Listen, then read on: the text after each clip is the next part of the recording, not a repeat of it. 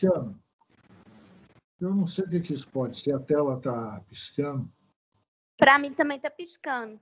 Ué. Que coisa engraçada.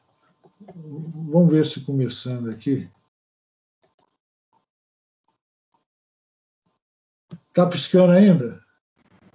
Agora parou. Parou, então que bom. Ô, gente, hoje então nós pretendo encerrar esse capítulo, encerrar, na realidade, mais do que encerrar o capítulo, encerrar o assunto que veio em 2 capítulos, que é a rotação de corpos rígidos, e já na próxima aula nós vamos começar a ver gravitação. Hoje, então, para encerrar esse assunto, nós vamos ver algumas questões, alguns exercícios e alguns problemas. Sendo que esses exercícios e esses problemas eu até já marquei para vocês, né, para vocês darem uma olhada. Tal. Já comentamos como que o rendimento aumenta bem quando vocês primeiro tentam fazer um exercício, fazendo ou não, acertando ou não, e depois veem a resolução, ou nós temos uma conversa sobre o exercício. O rendimento é muito maior do que se vocês estivessem sendo apresentados a esse exercício, a esse problema, pela primeira vez agora, né? Bem, mas então vamos isso. São algumas questões, exercícios e problemas do capítulo 9, exercícios e problemas do capítulo 10. Antes, depois no final da aula eu vou falar mais, mas já salientar aqui o seguinte: nós estamos com um problema. Nós fomos pegos de surpresa. No seguinte, nós que eu digo, a equipe toda que está dando esse fundamento de mecânica desse semestre. Estava na programação que nós teríamos a avaliação na semana que vem, na semana que começa no dia 19. E não podemos ter avaliação nessa semana, devido à semana de divulgação científica da UFMG, né? Não sei, estou esquecendo o nome da semana. É uma semana toda especial da UFMG. Então, não podemos ter avaliação nessa semana. Vão ter várias apresentações de trabalhos por toda a universidade e tal.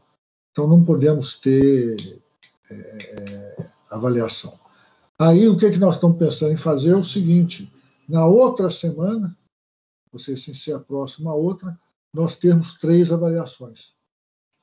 Hoje vai estar aberto o teste 17, aí ficam faltando 3, né, para completar 20. Aí a gente faria esses 3 na segunda, na quarta e na sexta da semana, sem ser semana que vem, a outra. No final da aula, vocês, por favor, eu estou muito esquecido, vocês me ajudem a lembrar da gente conversar sobre isso.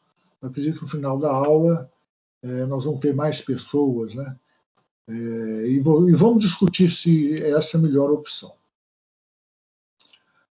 Gente, ciclistas experientes afirmam que, se for para reduzir o peso de uma bicicleta, é mais eficaz fazê-lo nas rodas em vez de em sua estrutura. Por que a redução do peso das rodas facilita mais a ação do ciclista do que reduzir o mesmo valor na estrutura? Você tem uma bicicleta, né? Então você pode, vamos dizer, segundo uma regra de uma competição, sei lá, por algum motivo, você pode reduzir uma massa M aí, na bicicleta. Agora, a bicicleta, basicamente, ela é composta pela estrutura e as rodas. Aí, como que você faz? Reduziria na estrutura ou reduziria nas rodas? O que é mais vantajoso?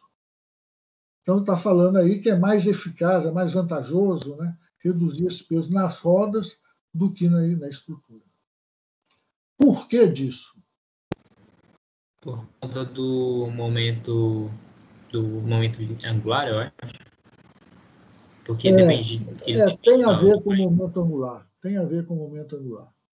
Mas veja só o seguinte, já adiantando a coisa, enquanto essa bicicleta está se movendo, ela vai ter energia cinética de translação, tanto da estrutura como das rodas, como também vai ter energia cinética de rotação das rodas.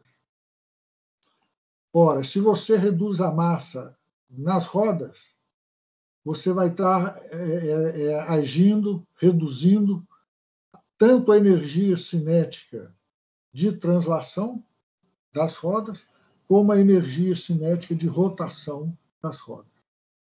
Já se você reduzir a massa no aro, na estrutura, você vai estar agindo apenas sobre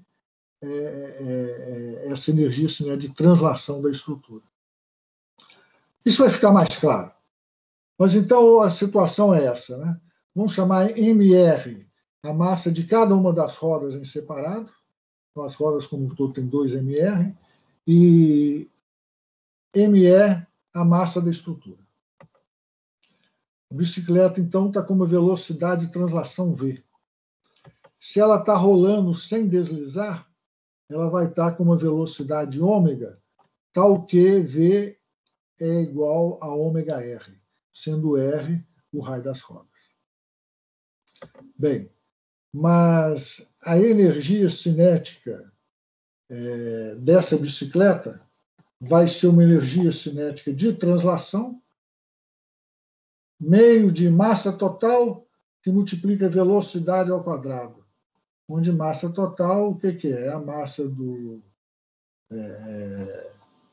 da estrutura mais 2 mR, né? 2 vezes a massa da roda, que multiplica a velocidade ao quadrado. Energia cinética de translação. Mais a energia cinética de rotação das rodas.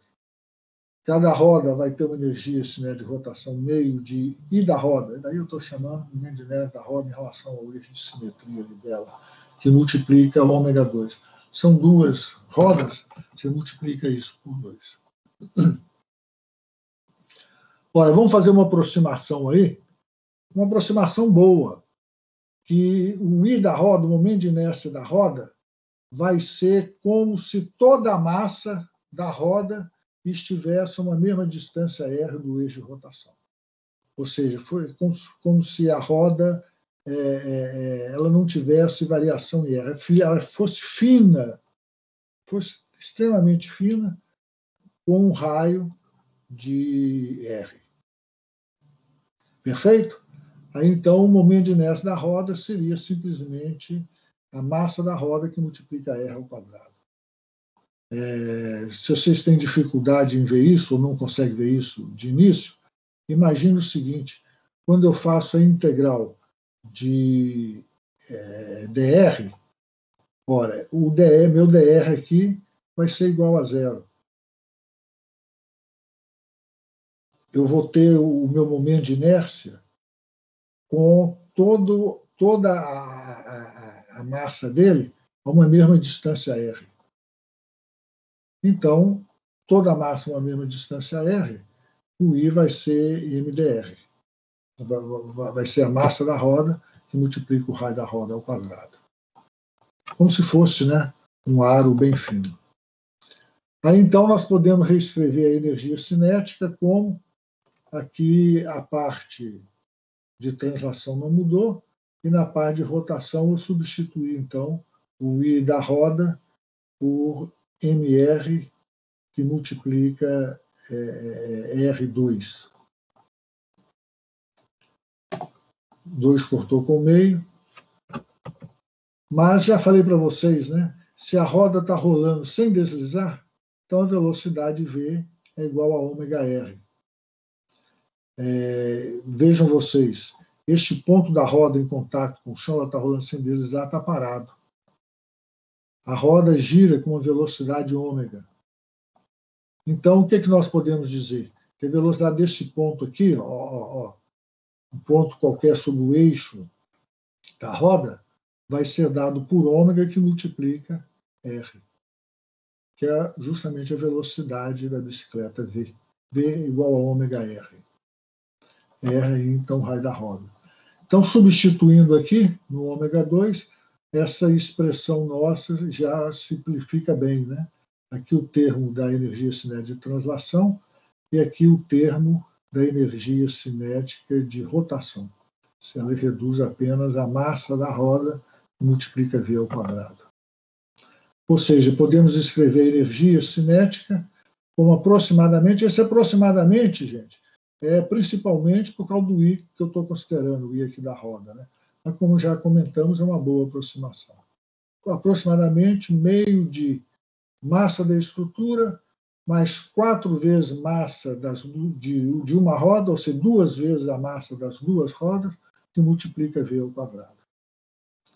Ora, por essa expressão aqui, fica claro que, por uma mesma velocidade V, se eu diminuo a um determinado tanto mR, por exemplo, se eu diminuo 100 gramas em mR, vai fazer maior diferença para a energia cinética do que se eu diminuir 100 gramas aqui na massa da estrutura. Percebe? Ou seja, o efeito para a energia vai ser o quê? Vai ser o dobro. Vai ser 2 vezes, né?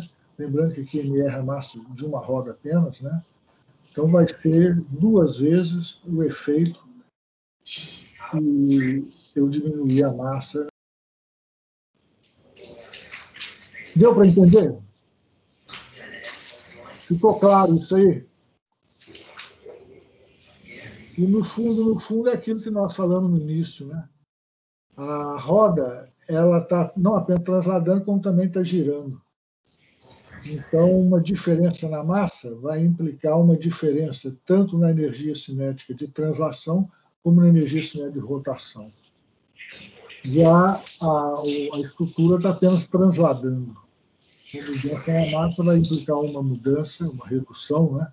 Apenas na energia cinética de translação. Ok? Tem alguém aí com o microfone aberto? Não sei se está querendo fazer alguma pergunta.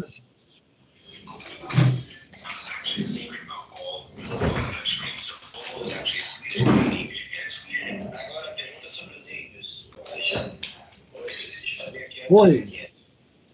Tem alguém com o microfone aberto aí. Vocês estão ouvindo, gente? Ou é só eu?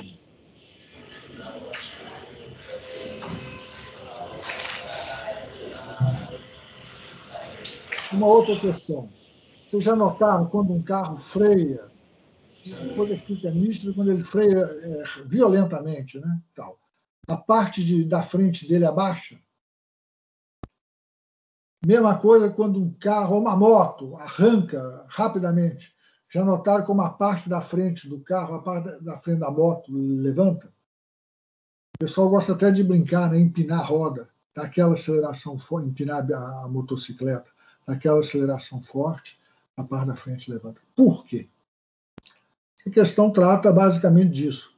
Quanto mais fortemente você pisar no freio enquanto o carro se desloca para frente, mais para baixo a parte dianteira do carro se move e a parte traseira se move para cima. Por quê? O que ocorre durante a aceleração? E aí depois ele quer saber por que os carros de corrida do tipo dragster não usam apenas direção nas rodas dianteiras.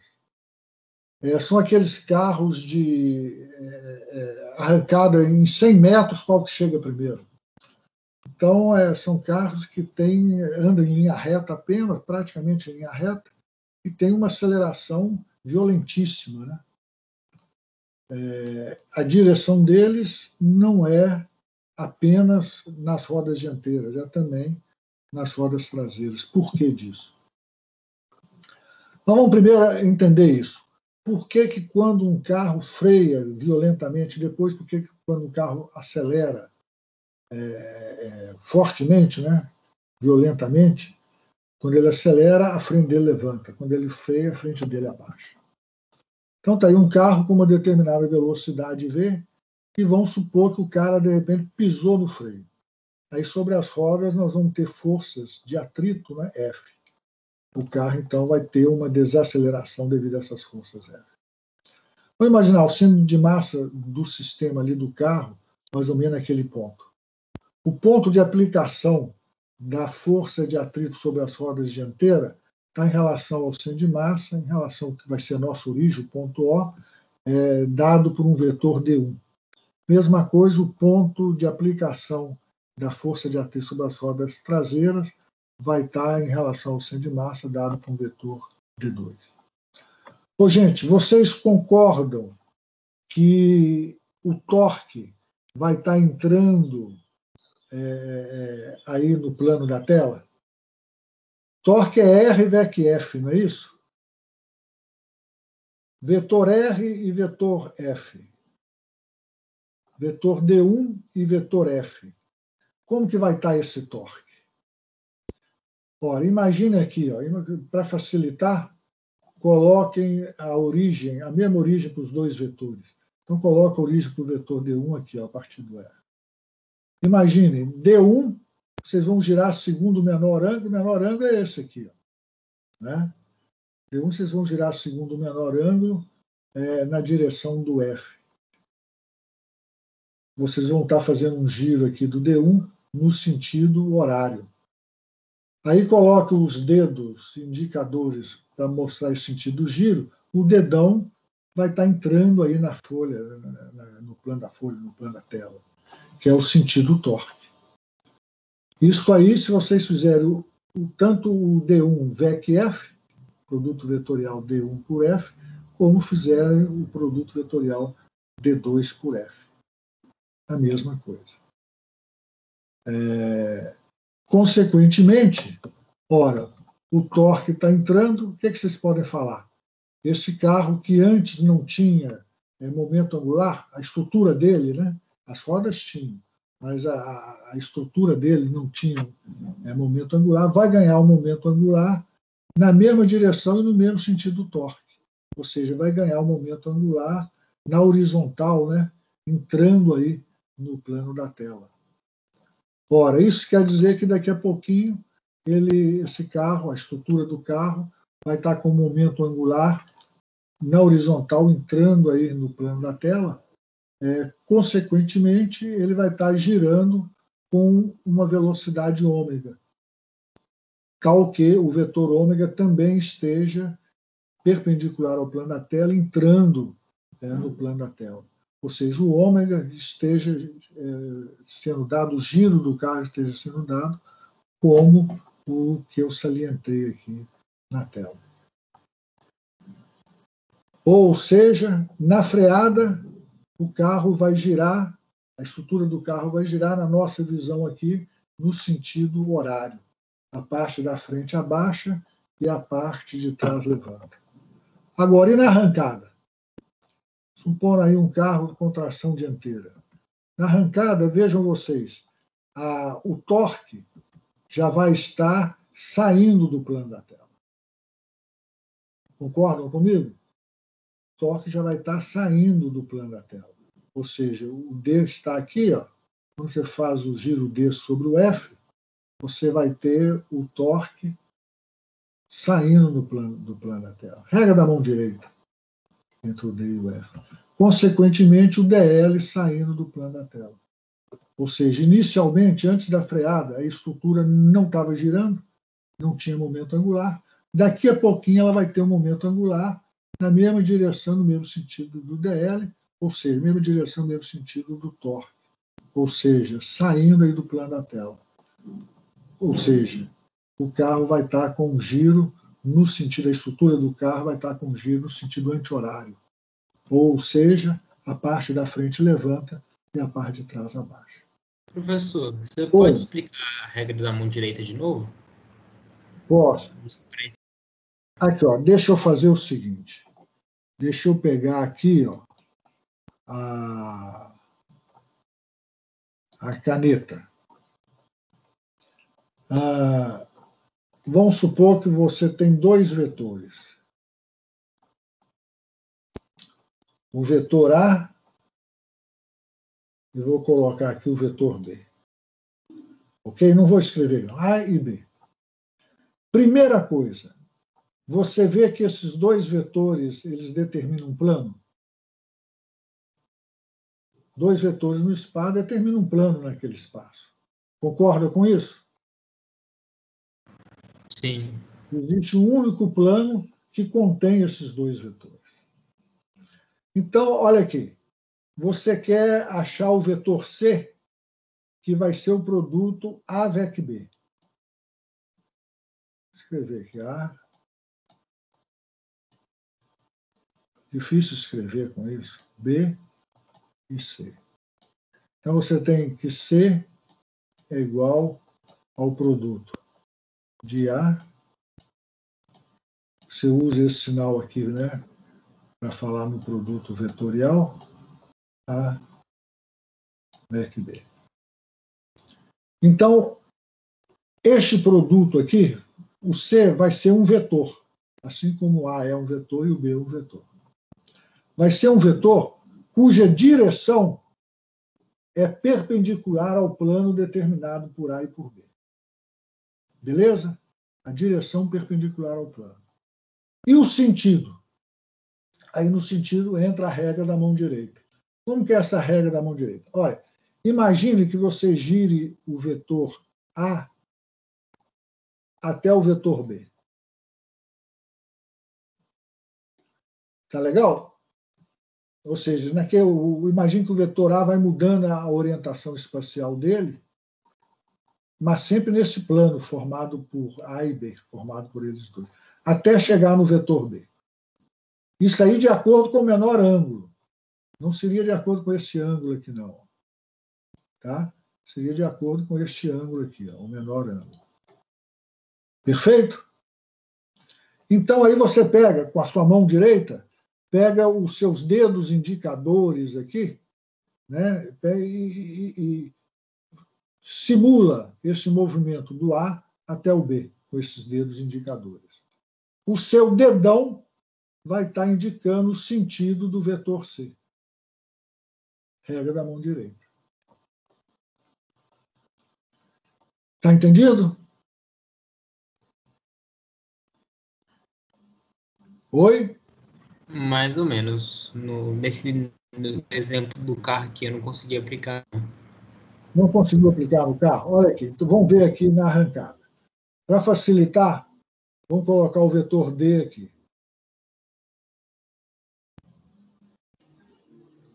O vetor D1, né, que eu estou chamando.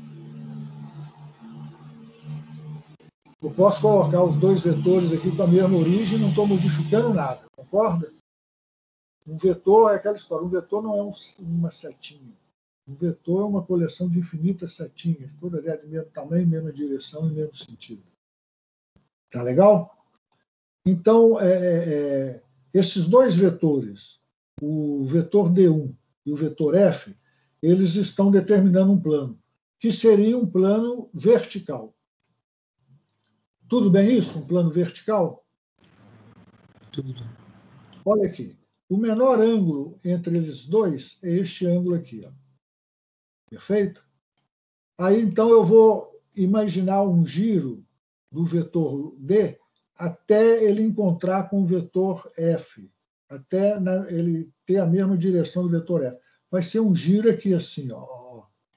Coloquei essa seta aqui, ó, para ajudar. Concorda que vai ser um giro assim? Ele vai subir e Não, vai não. virar. Não, veja bem, veja bem. A regra da mão direita não está falando que o carro vai subir, não está falando que algum vetor desses vai mudar. Não está falando isso, não. O que ela está falando é o seguinte: para você saber o sentido do vetor produto, você imagina apenas para você saber o sentido. A regra da mão direita diz isso. Imagina que o primeiro vetor está sofrendo um giro até ele se encontrar, até ele se alinhar com o segundo vetor. Segundo o menor ângulo. Apenas uma imaginação aí. Nada está mudando lá na física do problema, não. É matemática. Apenas para você determinar o sentido do vetor produto. Você imagina esse movimento do D até o vetor F. Aí você coloca os seus dedos indicadores para mostrar esse sentido. O seu dedão, o polegar, vai estar no sentido do vetor produto. Ora, no caso aqui, o A VEC B é o R VEC F nosso, que é o torque. O vetor C é o torque. Então, veja bem, o vetor C, que vai ser D1 VEC F, o vetor C, primeiro, vai estar no plano, vai estar perpendicular ao plano formado por esses dois vetores. esse perpendicular ao plano formado por esses dois vetores, esses dois vetores D e F, eles estão num plano horizontal. Então, o seu vetor produto vai estar perpendicular a esse plano, ou seja, vai estar segundo um eixo que está no horizontal. Agora, a direção dele é essa, mas o sentido ele pode estar ou entrando na tela ou saindo da tela. Aí, para saber o sentido, você usa a regra da mão direita. Imagina que você gira o primeiro sobre o segundo, sua mão direita com os dedos indicadores aqui, o maior de todos, tal, indicando o sentido desse giro. Aí o seu dedão, o seu polegar, vai indicar o sentido do vetor torque. Se você não entendeu ainda, depois da aula, vamos voltar a conversar. Quem que é você que perguntou?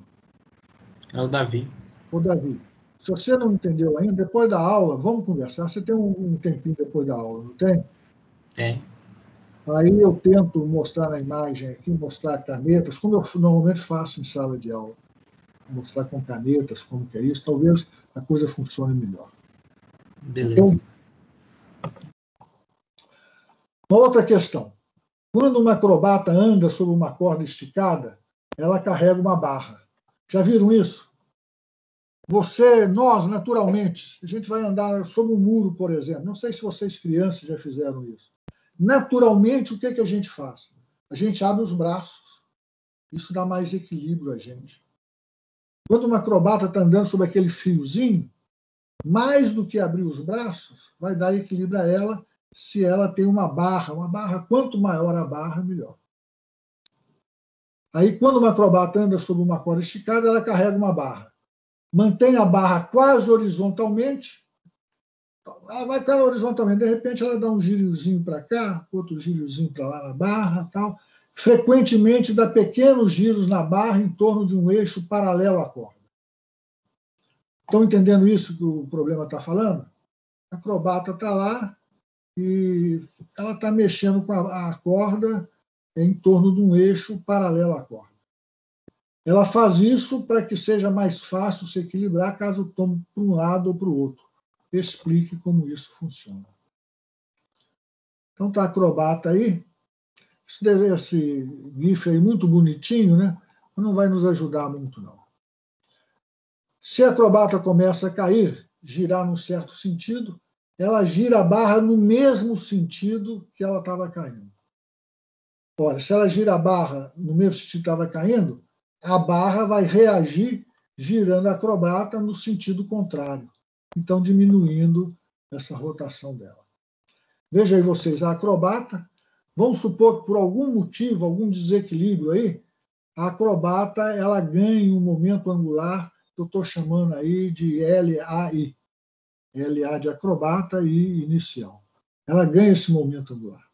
Ou seja, olhando aqui, olhando a acrobata de frente, né, ela começaria a cair para o lado esquerdo, a cabeça dela indo para o lado esquerdo. Né? Ela começaria a girar, aí regra da mão direita, coloca os seus dedos no sentido do giro, o seu dedão vai estar no sentido do ômega, ou no sentido do L.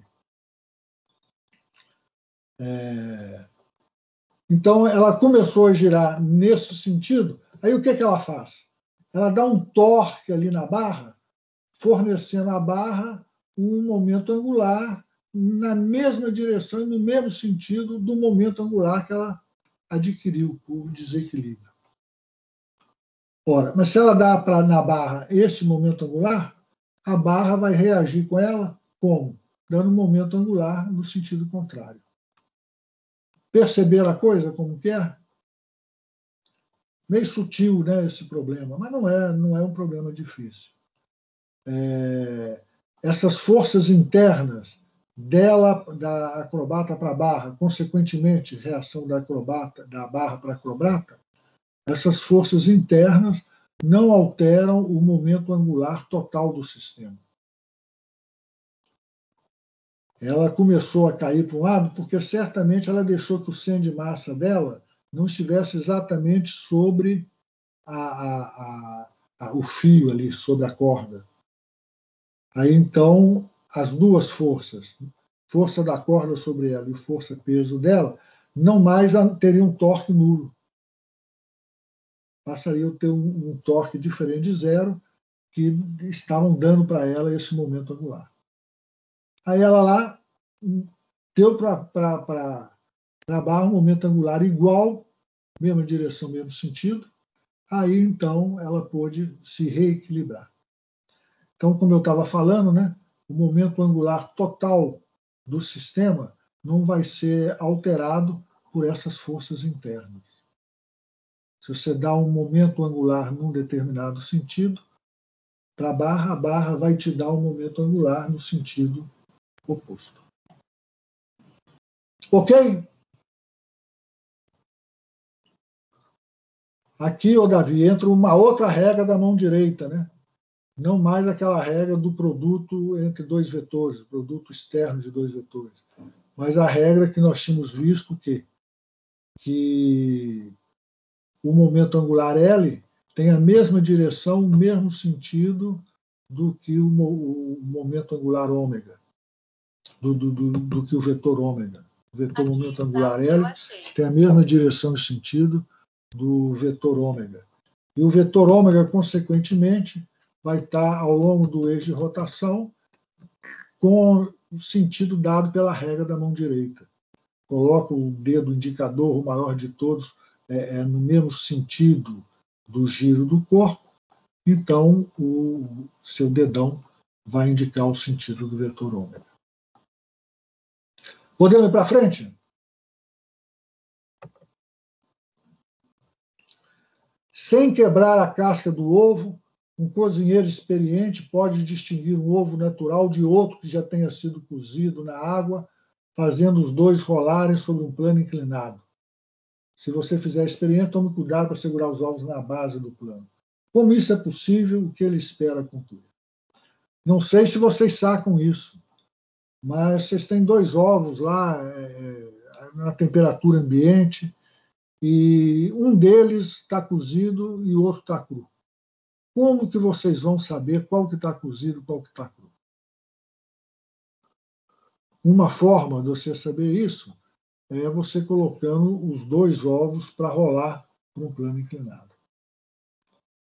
A diferença, o resultado diferente, vai ser porque o ovo cozido vai se comportar sob um corpo rígido, como um corpo rígido. Já o ovo natural, não. A clara e a gema não vão estar girando com o mesmo ômega da casca. Elas vão estar girando mais lentamente. Como entender isso? Ora, elas vão estar girando, mas esse giro vai ser devido a, vamos dizer, a força de atrito entre a casca e a clara e entre a clara e a gema. Esta força que vai fazer com que eles girem. Eles não vão acompanhar imediatamente a casca. Eles vão ser acelerados, né, na mesma direção ali, para adquirir um ômega na mesma direção do ômega da casca, mas não vão acompanhar diretamente a casca. Com isso, o que está ali dentro do ovo vai girar mais lentamente do que giraria se estivesse cozido, se fosse um corpo rígido. Ou seja, o vetor cozido ele tem uma velocidade v, um certo ponto ali dessa descida, e uma certa velocidade ômega. O outro ovo natural, vamos dizer, está com a mesma velocidade v, velocidade de translação. Mas o ômega lá dentro, o ômega da gema, por exemplo, vai ser menor do que no caso do ovo cozido. No caso do ovo cozido, já que ele se comporta, está girando ali como um corpo rígido, V é igual a ômega R, né? Então podemos dizer que esse ômega da gema vai ser dado aí aproximadamente por V dividido pelo R. R seria o que? O R ali da própria gema. Já no ovo natural, este ômega vai ser menor do que o V dividido por R. Ora, à medida que o ovo vai descendo o plano inclinado, ele vai transformando a sua energia potencial gravitacional, podemos chamar de MGH, ele vai estar transformando em energia cinética de translação meio de massa do ovo, velocidade ao quadrado, e de rotação, meio de I do momento de inércia do ovo, que multiplica ômega ao quadrado. Ora, à medida que o ovo vai descendo, ele vai perdendo energia potencial gravitacional e vai ganhando tanto energia cinética de translação como energia cinética de rotação. Agora, vejam vocês, para o mesmo V, se o ômega é menor, no caso, o ômega da gema vai ser menor, o ômega da gema, no caso do ovo natural, vai ser menor do que no ovo cozido, então nós vamos ter um menor meio de ômega 2 da gema, e que vai implicar, então, menos energia cinética de rotação, então implica em mais energia cinética de translação. Então, ele tem menos energia cinética de rotação, mas a energia cinética total é uma só, então ele tem mais energia cinética de translação. Ou seja, o ovo natural ele vai descer mais rapidamente do que o ovo cozido. Desculpa, não entendi. Ok?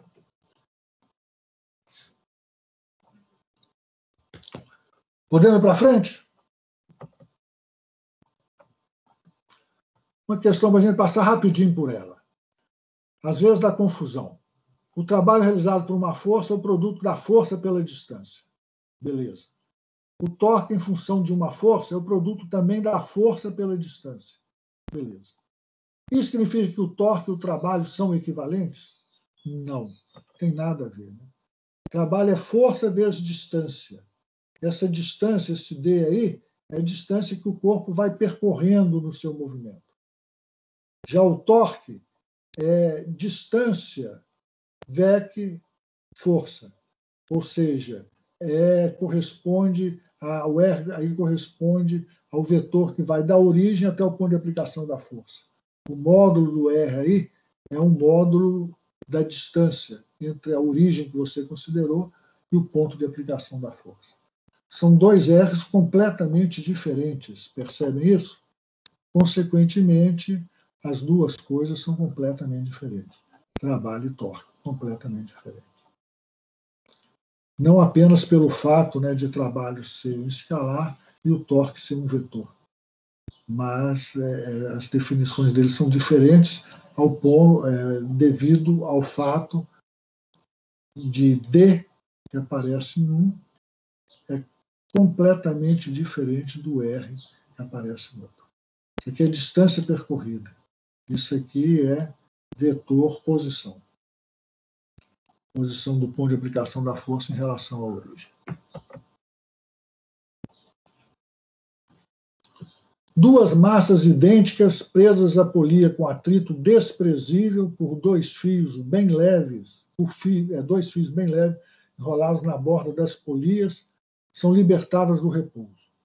Ambas as polias possuem a mesma massa e o mesmo diâmetro, mas uma é maciça e a outra é um aro.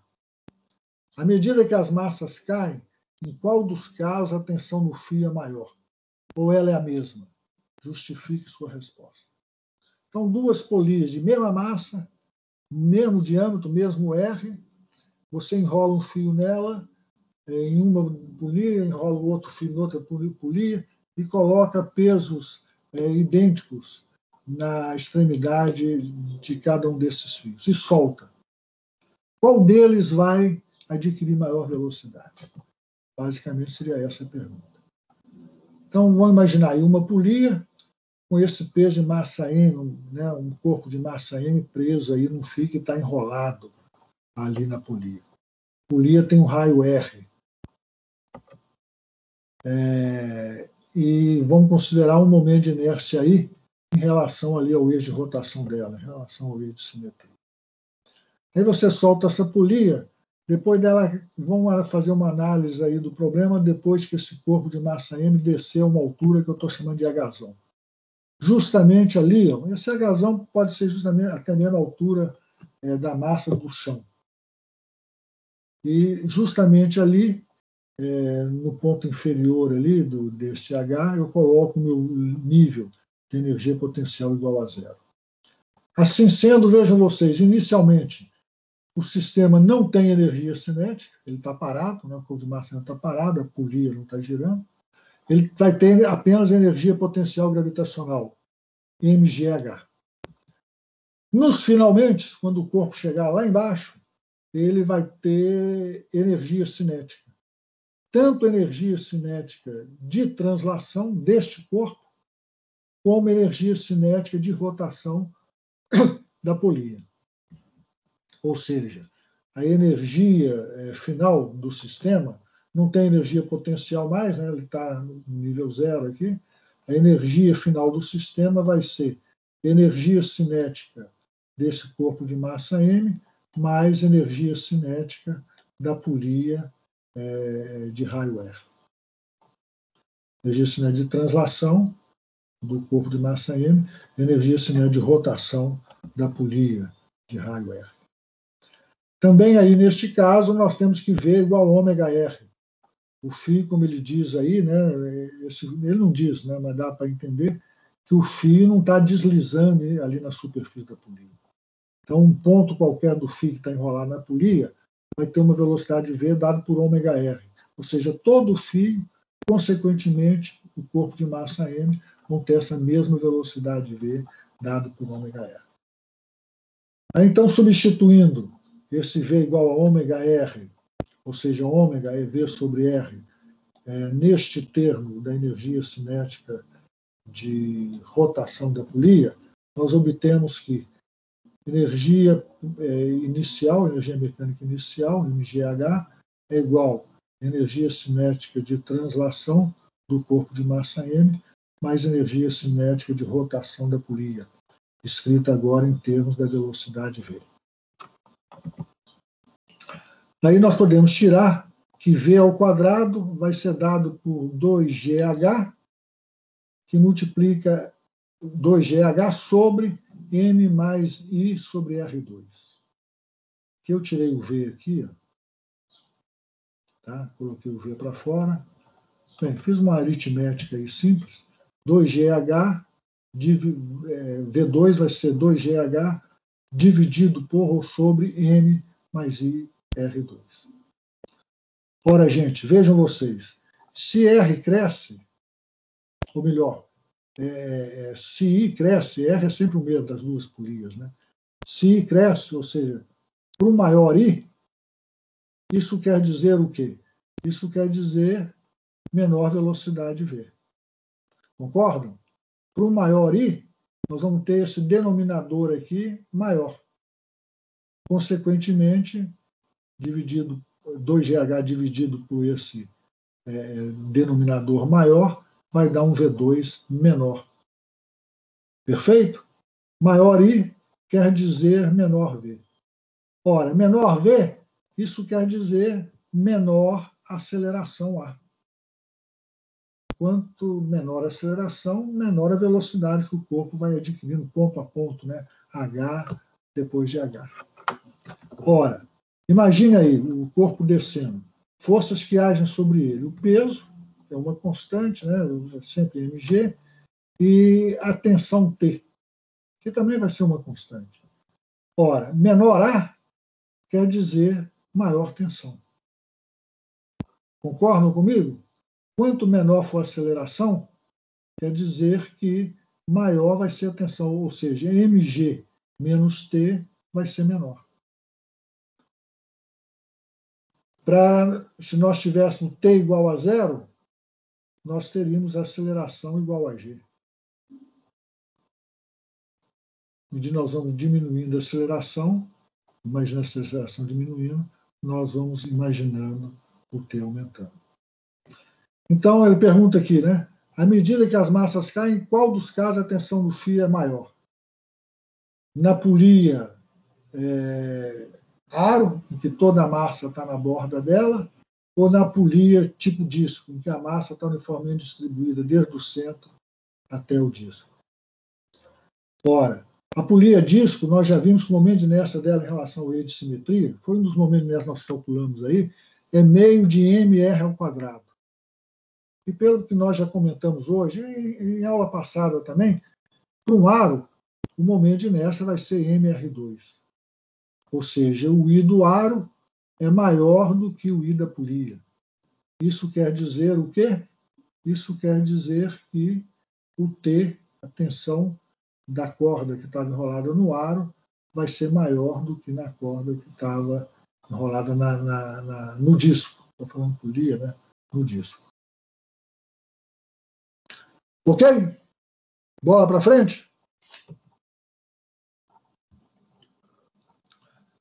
Uma roda está rolando sem deslizamento sobre uma superfície horizontal.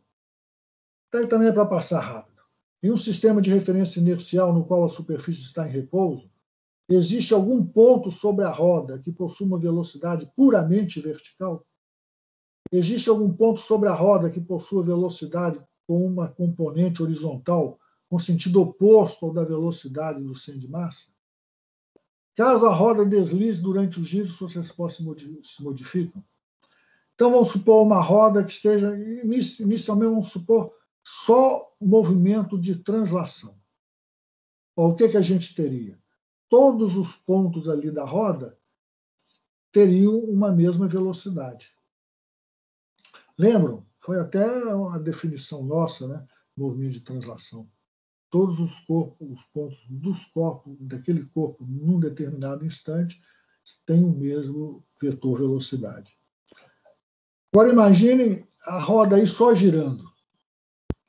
Ora, então pontos a um R, ao mesmo R, vamos falar, todos os pontos da superfície da roda, não estou falando pontos internos da roda, mas todos os pontos da superfície da roda vão ter o mesmo módulo do vetor velocidade. Agora, vão ter direções diferentes. Dá para entender com esse desenho que eu fiz aí, não dá? Mas o módulo é sempre o mesmo.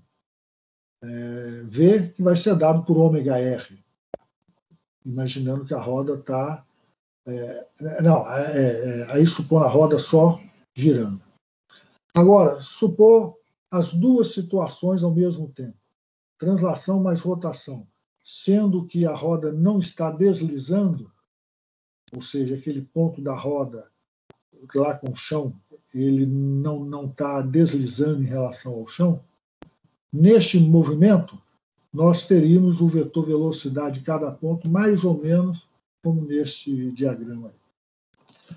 Ora, aquele ponto da roda que estivesse passando lá pelo ponto mais alto, o vetor velocidade dele seria 2v. 2v por quê?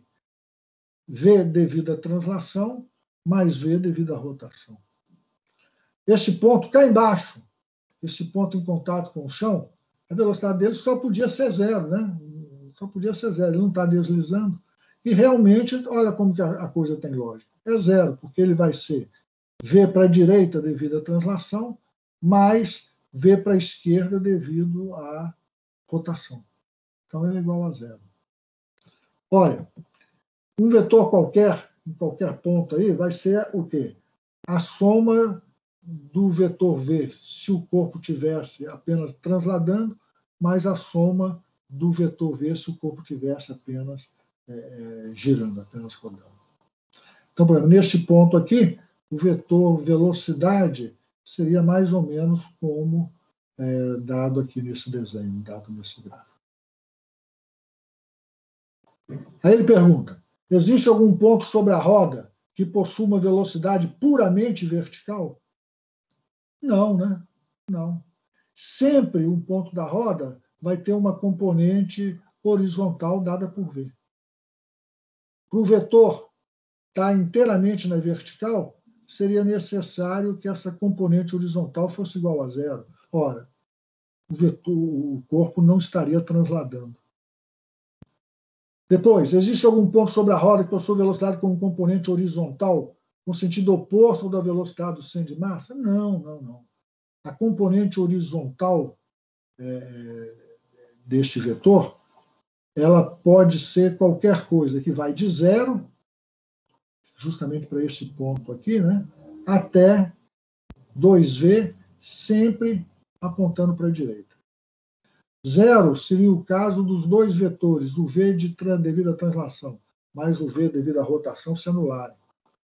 Em qualquer outro caso, ora, vai sobrar alguma coisa, pelo menos vai sobrar alguma coisa deste vetor V devido à translação para a direita.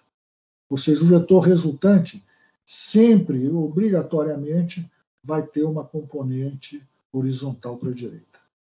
Não tem como de ter uma componente para a esquerda, com sentido oposto. Agora, caso a roda deslize durante o giro, suas respostas se modificam? Claro. Aí, então, nós não temos mais essa obrigação de V igual a ômega-R. Então, pode ser qualquer coisa, independente se o V é maior do que o ômega-R ou caso contrário, o V ser menor do que o ômega-R. Se V menor do que o ômega-R, a roda está girando rápido e transladando devagar. Caso contrário, a roda V maior do que o ômega-R, a roda está transladando rapidamente e girando, né, devagar. Mas aí, com essas combinações quaisquer, nós podemos obter quaisquer coisas, né? Podemos ter um ponto qualquer da roda com uma componente toda ela para trás. Podemos obter qualquer coisa.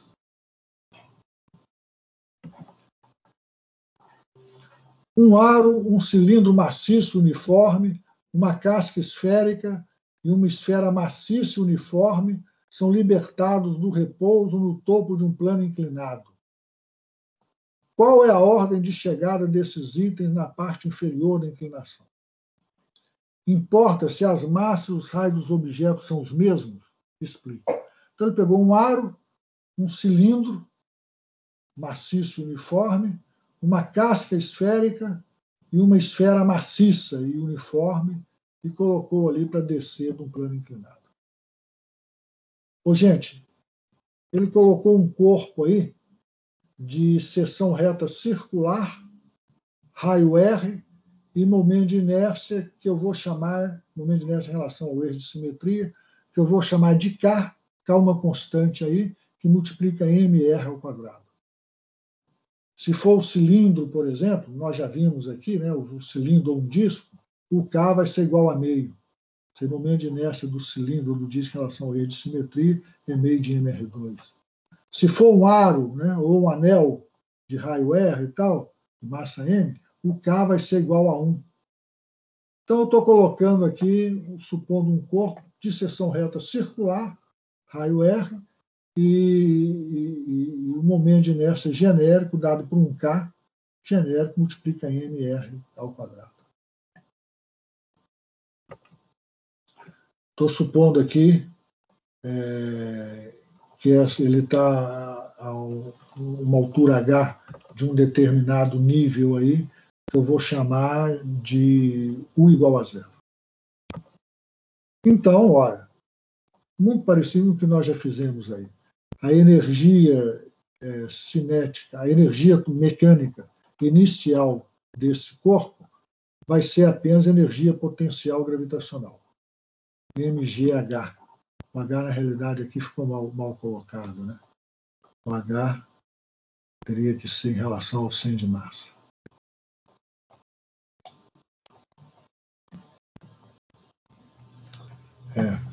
Seria o mesmo resultado, mas seria em relação ao 100 de massa, ele viria até aqui assim. Mas seria o mesmo H, só que deslocado aí. Bem, então, energia inicial, energia mecânica inicial, energia potencial mgh. Quando ele chegar cá embaixo, então o H dele já vai ser igual a 0, energia potencial gravitacional igual a 0. Ou seja, ele chegou no nível que eu estou considerando energia potencial igual a 0. A energia mecânica dele vai ser apenas energia cinética, devido à translação deste corpo e também devido à rotação dele. Ou seja, essa energia final, eu posso escrever que seria igual a energia cinética de translação, meio de mv2, mais energia cinética de rotação, meio de I ômega 2. Tudo bem? Ora, há conservação de energia, não é? Não existe deslizamento aqui, né? Então, há conservação de energia, não há dissipação de energia na forma de atrito aqui, né? Atrito de deslizamento e tal. Então, nós podemos escrever energia inicial e energia final, mgh meio de mv2 mais meio de ômega 2. Mas aí, então, vejam vocês, o I eu estou considerando como sendo um K genérico mr2. Dependendo do corpo que nós estivermos trabalhando, esse K vai assumir este ou aquele valor. E o V, já que ele está rolando sem deslizar, igual a ômega R. Substituindo isso nessa expressão aqui, nós obtemos mgh, é meio de mv2, a cinética de translação, mais meio de I, que é kmr2, que multiplica ômega 2, que é V2 ao quadrado sobre R2, sobre R ao quadrado. M corta com M, olha que interessante, quando a gente corta aqui ó, o M com M, de cara a gente já vê uma coisa que é o seguinte, não depende da massa do corpo. Esses corpos podem ter massas bem diferentes que o resultado não vai depender da massa do corpo. Aqui, ó, nessa última expressão, R2 está aqui no numerador e está no denominador. Corta também o R. Não aparece outro R. Olha que outra coisa interessante. Então, esse resultado, a velocidade com que o corpo vai chegar lá embaixo, não vai depender do tamanho do corpo. Não vai depender do tamanho do corpo. Simplificando isso aqui, nós já temos 2GH igual a V2 mais K, que multiplica V2, ou seja, a velocidade ao quadrado vai ser dada por 2GH sobre 1 mais K. 2GH sobre 1 mais K. Então, depende da aceleração da gravidade, depende da altura H, claro, né? Quanto maior a altura H, maior vai ser a velocidade. E depende de que mais? Depende do K. Ora, gente, depende da forma do corpo. Concordam que esse K está nos falando da forma? Da distribuição, mais do que da forma, da distribuição de massa do corpo? Ora, o que nós vimos aqui? Quanto maior for o K,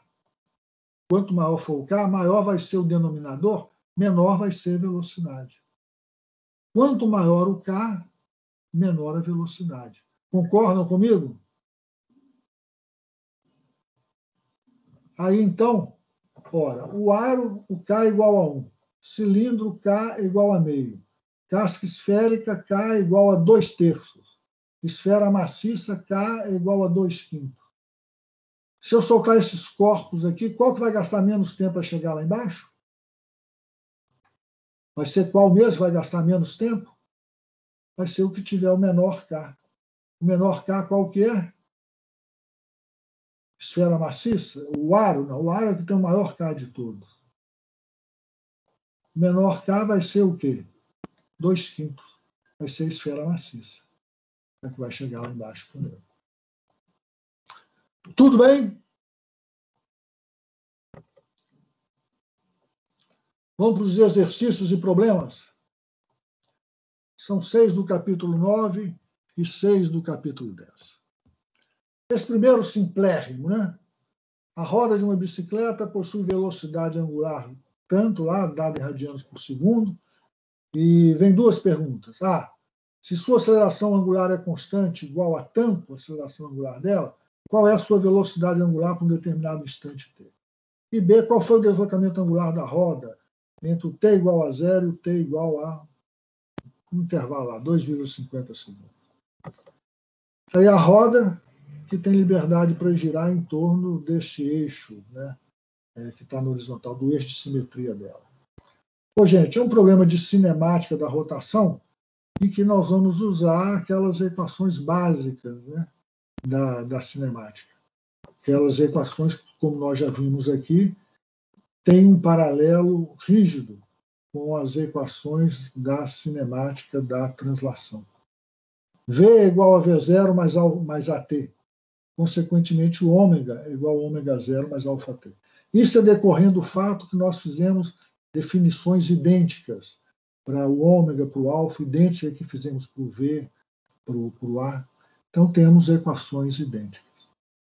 Então, aqui eu nem vou fazer, mas se me substituir, ele está perguntando, se sua aceleração angular é constante igual a tanto, então ele dá o alfa, 0,300 radianos por segundo ao quadrado. Qual é a sua velocidade angular para o t igual a 2,50 segundos? Então, ele dá o t, 2,50 segundos. E o ômega zero, ele já deu inicialmente a roda de para sua velocidade angular de 1,50.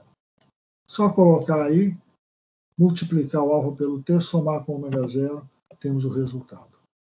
Depois, qual foi o deslocamento angular da roda entre t igual a 0 e t igual a 2,50 segundos? Então, nós vamos usar aquela paralela equivalente a x igual a x0 mais v0t mais meio de AT2, que é o θ igual a θ0 mais ômega 0t mais meio de alfa T2. Ou seja, θ menos θ0 é o que ele está perguntando, vai ser dado pelo ômega 0t mais meio de alfa T2. T, esse T dá 2,50 segundos, alfa, esse alfa dado 0,300 radianos por segundo ao quadrado, e ômega 0 é esse ômega 0 dado 1,50 radianos por segundo. Só colocar aí, fazer as contas, morreu o problema. Apenas para lembrar, né, desse paralelismo entre a cinemática da translação e a cinemática da rotação.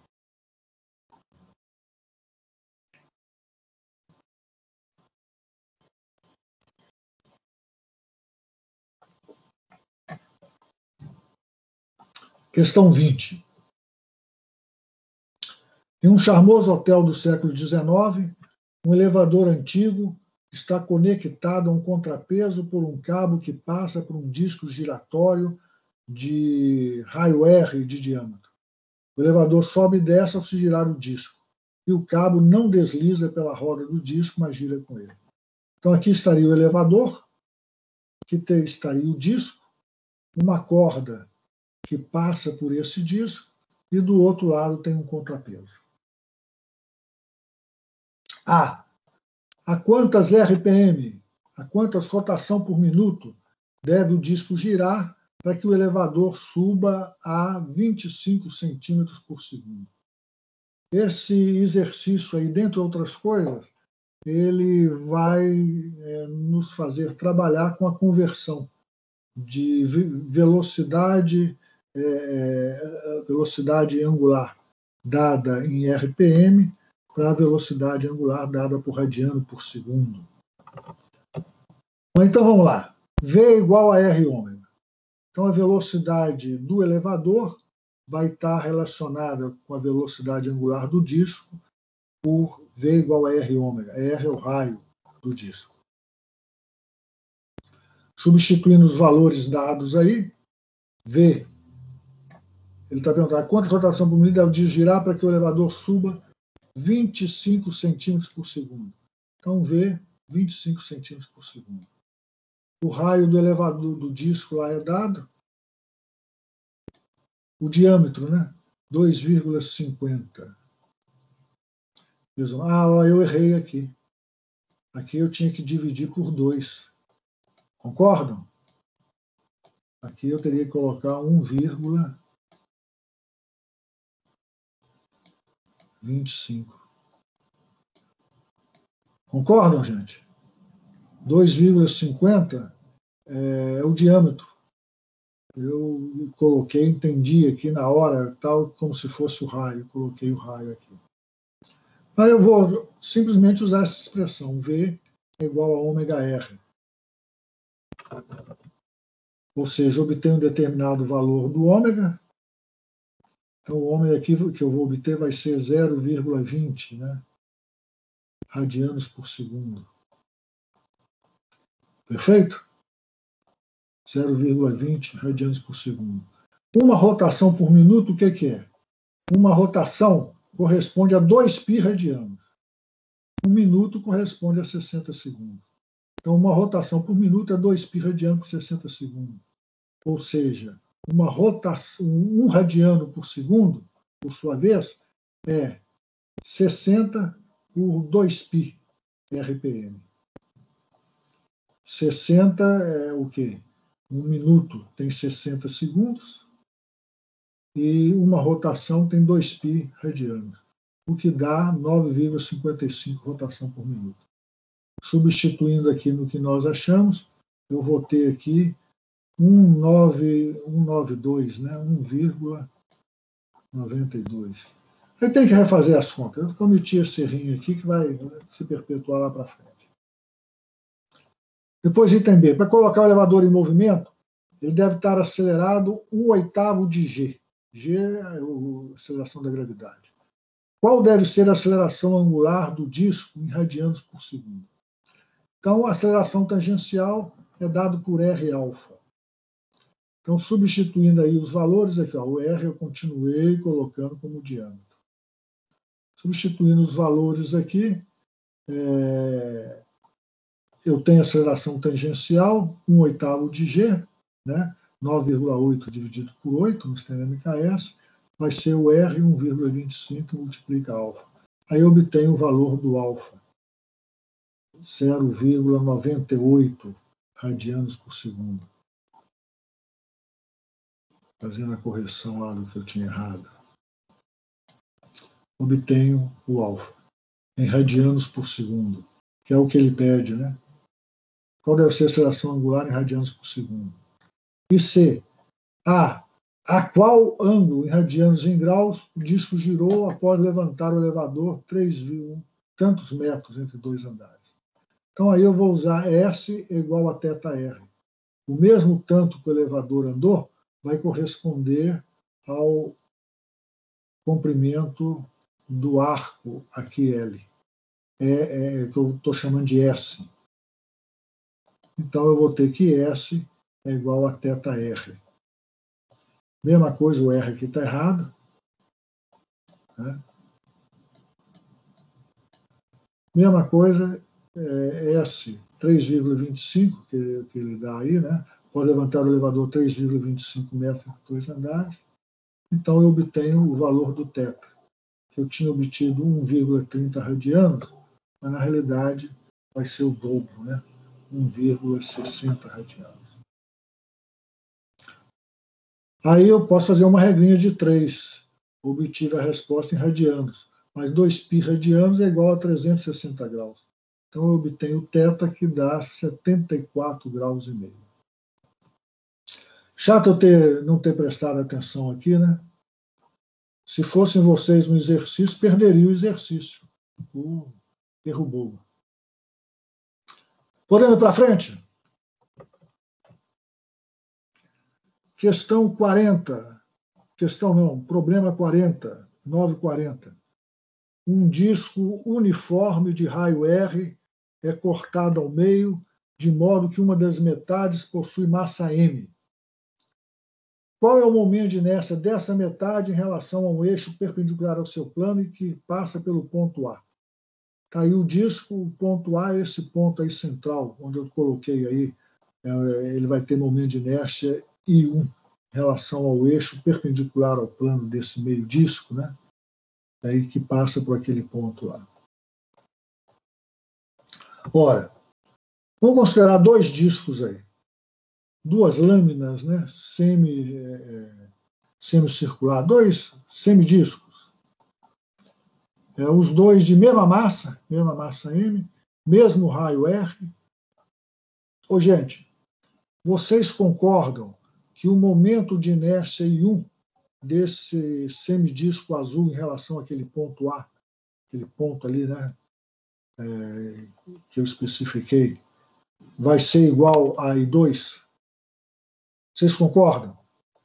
São idênticos, né? Não tem porquê, as distribuições de massa são idênticas em relação a esses dois eixos. O eixo que passa por aquele ponto central, podemos dizer assim. Então, I1 é igual a I2. Agora, imaginem esses dois discos, esses dois semidiscos juntos.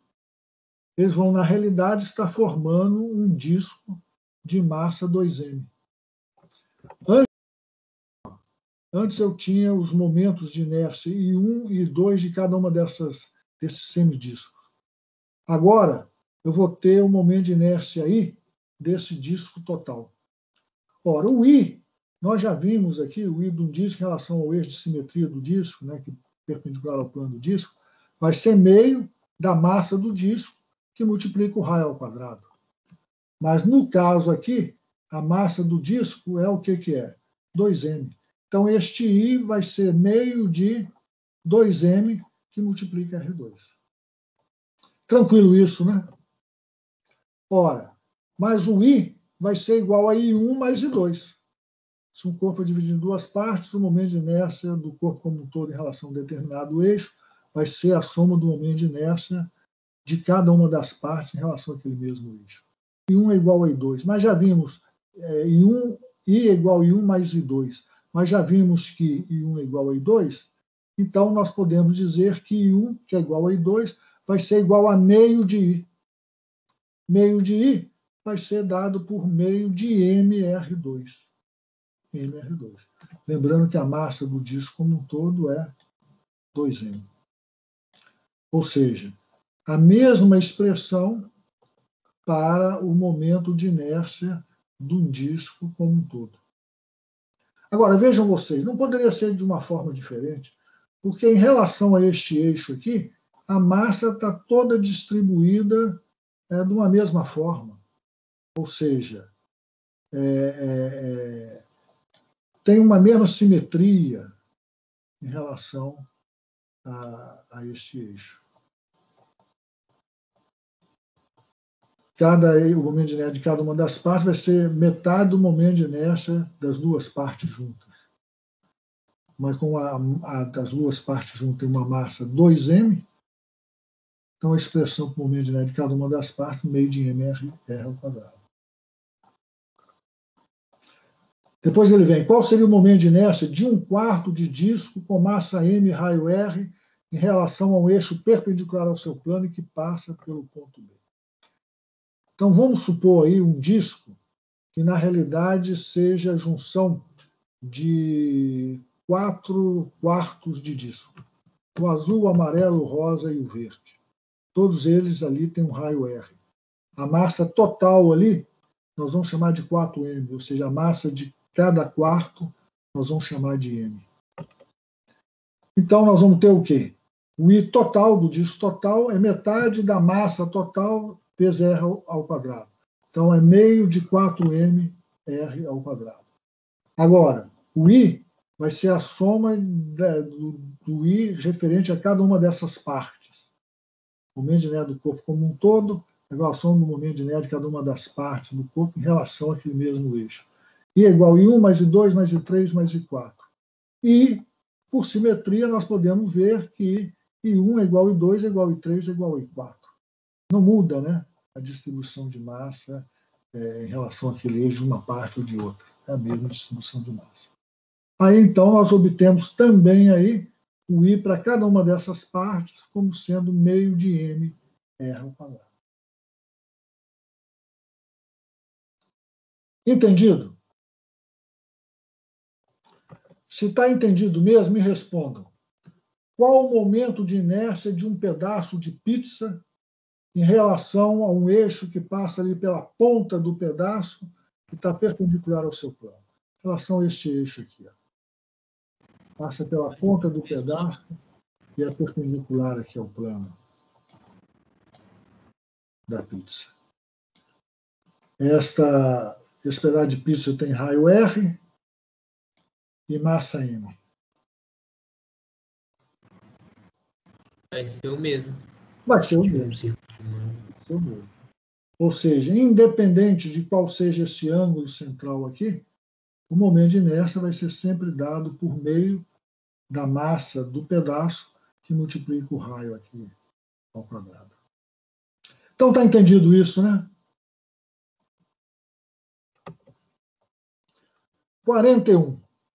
Um disco composto de diâmetro externo tanto é constituído de um disco maciço uniforme com raio tanto e densidade de área tanto, cercado por um anel concêntrico com raio interno de tanto, correspondente ao raio do disco interno, né? E raio externo de tantos centímetros e densidade de área de tantas gramas por centímetro quadrado. Acha o momento de inércia desse objeto em relação a um eixo perpendicular ao plano do objeto que passa pelo seu centro. Então, o objeto que ele está querendo é este aqui. Ó. São dois discos, na realidade, né? que estão juntos ali, né? Estão unidos um ao outro, com o mesmo eixo de simetria deles. Esse disco mais azul tem uma certa densidade de massa, esse disco mais claro, esse anel, né, mais claro, tem uma outra densidade de massa. Ô, gente, para entender este problema, o mais importante é vocês entenderem isso que está aí. Ou seja, esse corpo aqui pode ser entendido como a soma de dois discos, os dois discos colocados ali, um em cima do outro, com o mesmo eixo de simetria. Dois discos de densidade uniforme. Concordam com isso? Vai ser em tudo equivalente a esse sistema aqui. Um disco com raio até R2 com uma densidade, depois de R2 a R1 com outra densidade. Ora, o momento de inércia aí, dos dois discos juntos, vai ser igual ao momento de inércia I1 dessa primeira parte, que tem raio, estou chamando de R1, mais o momento de inércia I2 dessa segunda parte, que tem raio R2. Ou seja, I vai ser I1 mais I2. I1 vai ser dado por meio de massa desse disco M1, que multiplica R1 ao quadrado, e I2 vai ser dado por meio de massa desse disco 2, que tem raio R2, né? Massa ao quadrado. Agora, o que é M1? Como que nós podemos escrever a massa desse disco aqui? M1. Como que nós podemos escrever? Ora, a massa vai ser dado pela densidade de massa, tanto de massa, né, por unidade de área, que multiplica a área do disco, que é πr1 ao quadrado. Concordam com isso? M1 pode ser escrito como ρ1, a densidade, uma densidade de massa desse disco, que multiplica a área desse disco, πr1 ao quadrado. Da mesma forma que o M2 vai ser dado por ρ2, a densidade de massa, né, desse segundo disco, tanto de massa, tantos quilogramas de massa por metro quadrado, ou tantas gramas por centímetro ao quadrado, que multiplica a área desse disco, πr2 ao quadrado. Ora, agora vejam vocês aqui. O ρ1 eu vou considerar como sendo 2 gramas por centímetro ao quadrado. 2 gramas por centímetro ao quadrado, ora, é justamente a densidade de massa deste aro aqui. Ó. Deste aro aqui. Concordam? É justamente essa densidade. Eu estou considerando que esse disco todo tem a densidade de massa do aro. E este disco central, a densidade de massa dele vai ser a densidade do que ele dá aqui, os 3 gramas por centímetro ao quadrado, menos a densidade dessa parte aqui que eu já considerei.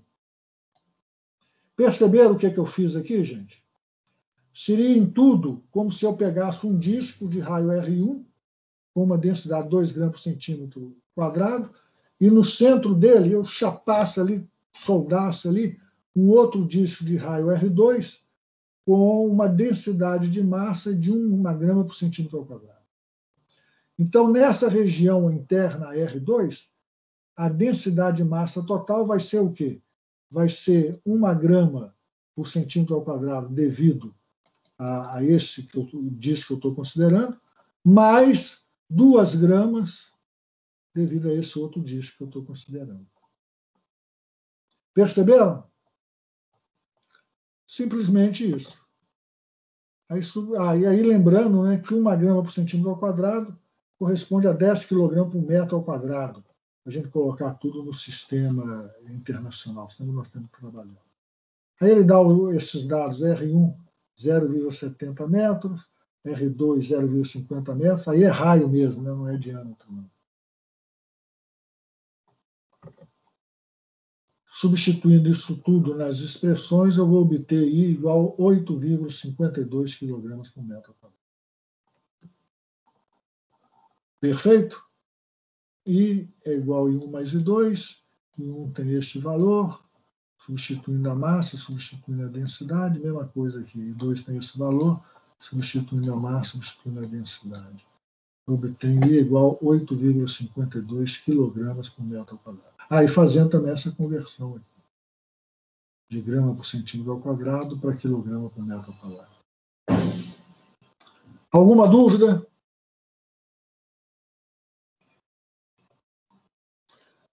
O pessoal gosta muito de formular problemas desse tipo aí. Por exemplo, um problema que a resolução seria idêntica seria de calcular, por exemplo, o momento de inércia de um aro. Um aro de raio interno R2 e raio interno R1. Aí, olha só, para essa região aqui de R menor do que R2, eu teria que considerar a massa zero, né? Então, eu colocaria, matematicamente, como a superposição desses dois discos, porém, esse disco aqui de raio R2 teria uma densidade de massa igual a menos a densidade de massa desse disco de raio R1. Quando eu somo a densidade de massa de mesmo modo, porém uma positiva e outra negativa, dá o quê? Densidade de massa zero. Aí alguém pode perguntar, professor, isso aí não existe. Um corpo com densidade de massa negativa não existe. Não, não existe, mas matematicamente não tem nenhum problema a gente fazer isso.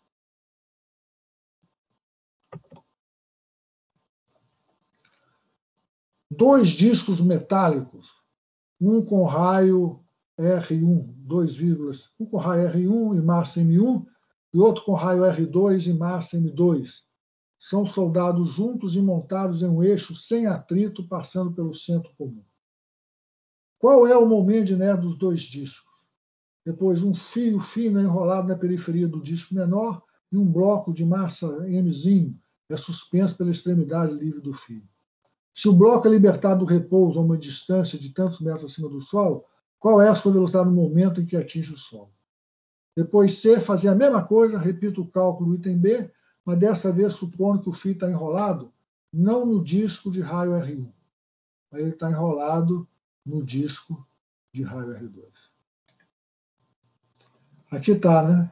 Os dois discos, visto aqui de frente, eles giram sobre esse eixo horizontal, um disco tem raio R1, outro disco tem raio R2. Inicialmente, vamos supor que o fio que sustenta esse corpo de massa M está enrolado no disco de raio R1. Refazendo esse desenho, olhando na direção perpendicular ao plano que os dois discos estão, seria isso aí.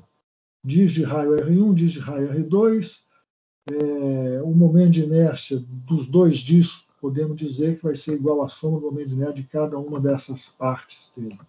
Ou seja, o I vai ser meio de M1R1 ao quadrado, mais meio de M2R2 ao quadrado. Aí, então, nós temos o quê? Enrolados aí, no disco de raio R1, nós temos um fio que está preso a um corpo de massa M, ou seja, um corpo que tem um determinado peso mg. Embora nós não vamos usar isso, pelo menos por enquanto, mas simplesmente lembrando o seguinte, sobre esse corpo de massa M, além do peso, tem a tensão T, a tensão ali do fio. E essa mesma tensão T que vai produzir um determinado torque sobre esse sistema, esses dois discos aí. Mas ele quer saber o seguinte, ele solta a uma altura H, eu acho 2, não sei, uma altura H aí do chão. Quer saber com que velocidade o disco vai chegar lá no chão. Ora, energia mecânica inicial igual a energia mecânica final. Energia mecânica inicial vai estar toda ela na forma de energia potencial gravitacional desse corpo de massa M, o mgh. Já a energia mecânica final, energia potencial igual a zero, vou definir o nível zero aqui embaixo, né? Então vai ser apenas energia cinética. Energia cinética de translação deste corpo de massa Mzinho e energia cinética de rotação desse sistema aí composto desses dois discos. Também aí, neste caso, mesma coisa que nós já vimos, nós vamos ter V igual a ômega R. Ou seja, toda a corda, esteja ela enrolada no fio ou de pendurada, vai ter a mesma velocidade V, que vai ser dado por ômega R. Consequentemente, o corpo de massa tem a mesma velocidade V, que é dada por ômega R. Olha, daí então, julgando nessa expressão aqui, ó, nós podemos escrever V2 é igual a 2GH sobre 1 mais I dividido por MR ao quadrado. 2GH sobre 1 mais I dividido por MR ao quadrado. Ora, quanto maior R, nós vamos ter o quê? Maior V. Concorda? Quanto maior R, esse termo aqui, ó, vai ser menor. Somando a 1, o denominador vai ser menor. Para maior R, denominador aqui menor. Veja você que aqui é I dividido por MR ao quadrado. Denominador menor quer dizer velocidade maior. Julgando essa expressão aqui, os valores que ele tem, nós vamos obter o I, 2,25 vezes 10 a menos 3 kg por metro ao quadrado, o V, 3,40 metros por segundo, e no caso A, né, enrolado nesse disco menor. E no caso B, enrolado no disco maior, 4,95 metros por segundo.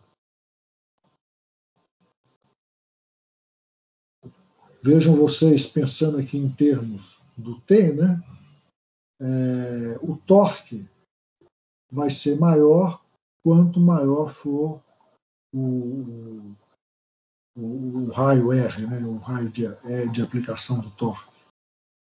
Então, o mesmo T vai produzir um torque maior se está enrolado no disco maior do que está enrolado no disco menor.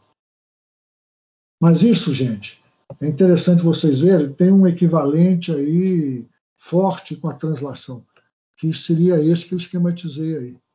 Supor um corpo aí de massa M sobre uma mesa sem atrito, uma corda passa por ele e passa, na outra ponta da corda tem um corpo de massa Mzinho de pendurado.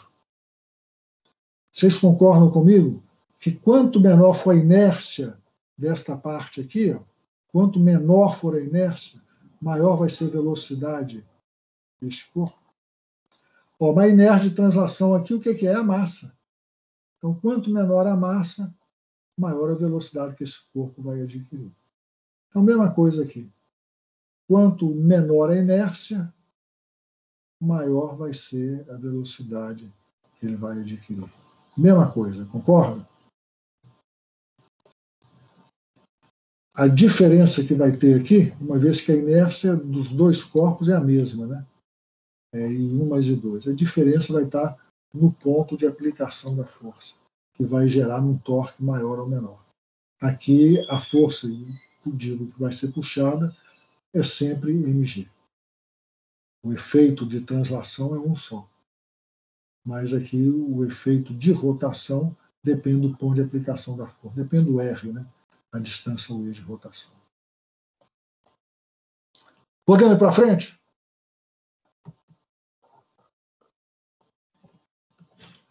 Na figura, o cilindro e a polia giram sem atrito em torno de um eixo horizontal fixo que passa pelo seu centro. Então, de dois eixos, né? Um eixo no cilindro e outro eixo na polia. Uma corda leve, massa desprezível, enrolada em volta do cilindro, passa sobre a polia e possui uma caixa de 3 kg suspensa por sua extremidade livre. Não há deslizamento entre a corda e a superfície da polia. O cilindro uniforme possui massa de tantos quilogramas e raio de tantos centímetros. A polia é um disco uniforme com massa de tantos quilogramas e raio de tantos centímetros. A caixa é libertada do repouso e cai à medida que a corda se desenrola do cilindro. Ache a velocidade escalar da caixa após ela ter caído uma altura h. Então, é um problema muito parecido com esse que nós já fizemos aí. Cilindro a raio R1, polia raio R2, momento de inércia do cilindro I1, momento de inércia da polia I2 e inércia da caixa, ou seja, massa M. Nós queremos saber a velocidade com que ela vai chegar após cair uma altura H. Então, nós vamos inicialmente colocar o nosso nível de energia potencial igual a zero lá embaixo, né, onde nós queremos que ela chegue. Então, inicialmente, o corpo só tem energia potencial gravitacional, mgh. Nos finalmente, ele não tem energia potencial gravitacional, a massa M chegou no nível igual a zero, mas ele vai ter energia cinética de rotação do cilindro, energia cinética de rotação da polia e energia cinética de translação do corpo de massa M. Energia final dele. Agora, vejam vocês, o V aqui dessa massa vai ser o mesmo V de qualquer ponto da corda. Esteja esse ponto da corda aqui, esteja esse ponto da corda em contato aqui com o cilindro, esteja esse ponto da corda em contato com a polia, o V é sempre o mesmo. Ora, V vai ser dado por R1, ômega 1. E V também vai ser dado por R2, ômega 2. Ou seja, ômega 1, a velocidade angular do cilindro. Ômega 2, a velocidade angular da polia. É o mesmo V. Substituindo isso nesta expressão aqui, o ômega 1 e ômega 2, nós podemos escrever 2mgh, vai ser I1 sobre R1 ao quadrado, mais I2 sobre R2 ao quadrado, mais M, que multiplica V2. Substituição direta aqui, né? Do ômega 2 e do ômega 1. Aí, substituindo os valores de I1, é o momento de inércia de um disco, né, do cilindro de um disco, que vai ser dado por meio de massa que multiplica o raio dele ao quadrado. Meio da massa dele que multiplica o raio dele ao quadrado. Mesma coisa da polia aqui. É o momento de inércia de um disco, né, ou de um cilindro. Vai ser dado por meio da massa dele que multiplica o raio dele ao quadrado. Fazendo essas substituições aqui, ó, I1 e I2, e colocando o V2 em evidência, o V2 já está em evidência, nós tiramos que V2 é igual a 4mg sobre M1 mais M2 mais 2M.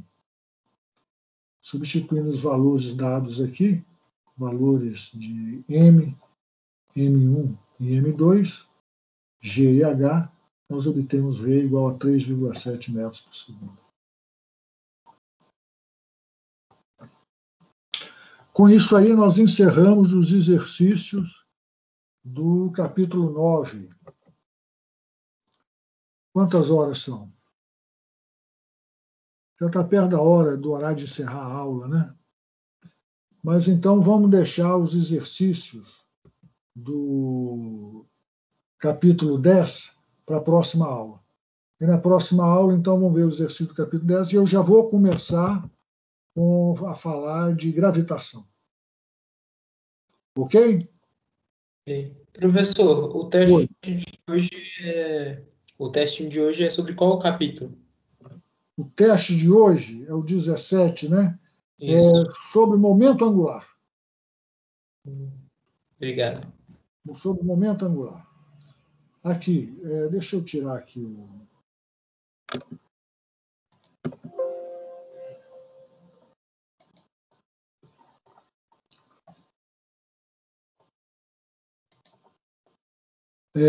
Então, como eu já tinha falado, eu acabei compartilhando. Vocês estão vendo a minha tela ainda? Então, sim. Agora não estão vendo mais. Agora não. Agora estão vendo. Mas aqui, como eu falei no início da aula, nós estamos com um problema. Que no cronograma, não sei se o pessoal já mudou lá na página, mas talvez ainda esteja lá, nós teríamos 2 testes na semana que vem. e não vai ser possível aplicar teste. É uma semana especial da UFMG, não pode ter avaliação nessa semana. Aí, então, o que eu estou pensando em fazer é o seguinte: os 3 testes que faltam ficam para a semana que vai do dia 26 ao dia 30. Ou seja, um no dia 26, que é segunda, um no dia 28, que é quarta, e outro no dia 30, que é sexta. Ok? Aí vocês já vão se preparando. Semana que vem não temos testes, e na outra semana nós vamos ter 3 testes, na segunda, na quarta e na sexta. Alguma pergunta, gente? Algum comentário? Professor, Oi. então quando que vai ser a data da prova? Você já sabe quando que vai ser? Não, ainda não temos certeza na data da prova. Mas tá. ela deve ser na primeira semana de novembro. Ah, tá. Tá? Como que vai ser a prova? Ela vai ser igual aos testes no quesito, por exemplo, eu errei, eu posso tentar de novo ou vai ser uma tentativa? Isso. O pessoal está discutindo, talvez eles deem apenas 2 tentativas, em vez de 3 do que nós estamos dando, apenas 2 tentativas. E vai cair todos os conteúdos, professor? Tudo visto durante o curso. E vão ser 40 pontos, né? Ah, e só mais uma pergunta. As questões vão ser parecidas às provas presenciais que tinham nos outros semestres ou vai ser parecido com essas questões do testinho? Olha, um colega nosso, o coordenador do curso, ele fez um banco de questões parecidas com aquelas questões das provas presenciais. Então, não sei ainda como que vai ser, se vai ser adotando apenas esse banco de questão dele, adotando esses 2 bancos de questão, não sei como que ainda vai ser. Assim que for definido, eu falo para vocês. Ok, então. Semana que vem já deve estar definido. Beleza. Tudo bem? Professor, boa tarde. Alguma dúvida, gente? Sem dúvida.